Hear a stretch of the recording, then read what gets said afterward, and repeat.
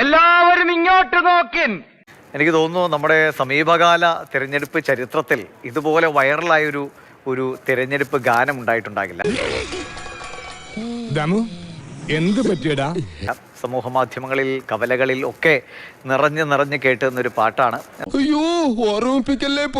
എന്തായാലും തെരഞ്ഞെടുപ്പിന്റെ ഫലം കൂടി വന്നപ്പോൾ ആ പാട്ടിനെ കുറച്ചും കൂടി ഒരു എന്താ പറയുക പ്രാധാന്യം ലഭിച്ചു എന്നതാണ്. പോറ്റിയെ എന്ന് തുടങ്ങുന്ന ഗാനം എനിക്ക് തോന്നുന്നു എല്ലാവരും കേട്ടിട്ടുണ്ടാവില്ല, ഞാൻ പ്രത്യേകിച്ച് പറയേണ്ട ആവശ്യമില്ല. എല്ലാവരും വരുവിൻ, ആസ്വദിപ്പിൻ.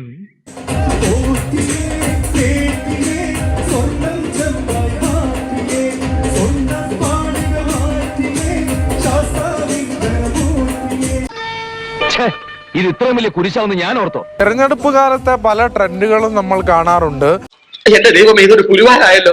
ഇത് പക്ഷേ പ്രചാരണ കാലത്ത് ഹിറ്റായ ഒരു ഗാനമാണ്. പക്ഷെ അതിന്റെ ട്രെൻഡ് ഇപ്പോഴും സമൂഹ മാധ്യമങ്ങളിൽ ട്രെൻഡിങ് തന്നെ രാഷ്ട്രീയ നേതാക്കൾ ഉൾപ്പെടെ ഏറ്റെടുത്തുകൊണ്ട് വരികയാണ്. എന്റെ കഷ്ടകാലം എന്നല്ലാതെ എന്ത് പറയാൻ.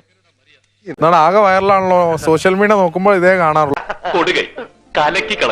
ഞാന് സ്റ്റുഡിയോയില് സൗണ്ട് എഞ്ചിനീയറായിട്ട് വർക്ക് ചെയ്യുന്ന ആളാണ്. അപ്പൊ ഇങ്ങനെ തെരഞ്ഞെടുപ്പിന്റെ ഭാഗമായിട്ട് വർക്കുകളൊക്കെ വരുമ്പോ ഒക്കെ ചെയ്യാറുണ്ട്. എനിക്കിഷ്ടപ്പെട്ടു, എനിക്കിത് വളരെ ഇഷ്ടപ്പെട്ടു.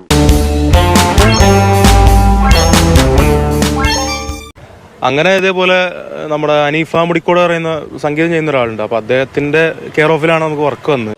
എന്റെ കയ്യിൽ അവനെ കിട്ടിയേ ഞാൻ അവനെ അരിഞ്ഞ് മുളകിട്ട് അങ്ങനെ തിന്നിടോ. ഈ പ്രചാരണത്തിന്റെ അവസാന ഘട്ടത്തിൽ ഒരു എല്ലാ സ്ഥലത്തും ആ പാട്ട് വൈറലായി. എന്റെ അവസ്ഥ ഒന്ന് ആലോചിച്ച് നോക്ക്. ഒരു പൂവെടുത്ത് ചെവിയിൽ വെച്ചിട്ട് റോഡിൽ കൂടി ഒന്ന് ഓടിയാലോ എന്ന് ആലോചിച്ചിരിക്കുകയാണ് ഞാൻ. സ്വർണം കട്ടവൻ ആരപ്പ, സഖാക്കളാണ് അയ്യപ്പ. ലോഹം മാറ്റിയതാരപ്പ, സഖാക്കളാണ് അയ്യപ്പ. പോറ്റിയെ കേറ്റിയെ സ്വർണം ചെമ്പായി മാറ്റിയെ. സ്വർണം കട്ടവൻ ആരപ്പ, സഖാക്കളാണ് അയ്യപ്പ.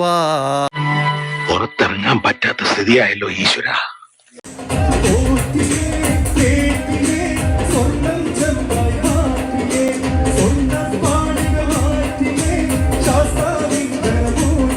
നമ്മളും ശരിക്കും തയ്യാറെടുക്കേണ്ടിയിരിക്കുന്നു. അത് അത്യാവശ്യമാണ്. തൽക്കാലം ഇത്രയും മതി. വരട്ടെ.